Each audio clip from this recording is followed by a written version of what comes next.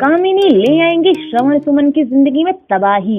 रामनाथ को दुख पहुंचाने के लिए श्रवण की कामिनी चाची अब श्रवण सुमन के रिश्ते में चल रही दूरियों को बढ़ाएंगी।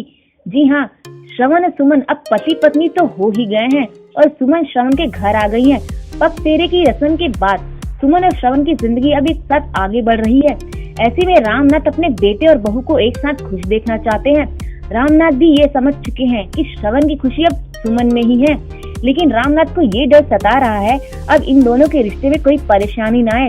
रामनाथ कामनी से कहते हैं वो अब अपने बेटे को खुश देखना चाहते हैं, लेकिन कामनी अपने मन में कहती है वो रामनाथ को कभी खुश नहीं रहने देगी और रामनाथ को दुख पहुंचाने के लिए वो श्रवण सुमन के रिश्ते की करवाहट कभी खत्म नहीं होने देगी। सुमन श्रवण के कमरे में आती है और अपना सामान रखने की जगह ढूंढती है।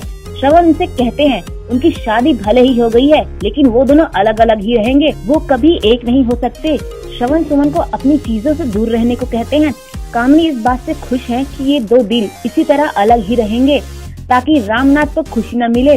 एक छत के नीचे रहने से क्या श्रवण सुमन का प्यार उनके ईगो पे भारी पड़ता है या उनके बीच की टकरार ऐसे ही बनी रहेगी? चाहे जो भी हो, फैंस इन दो दिलों के मिलने का इंतजार अभी भी कर रही है। For more details please subscribe us.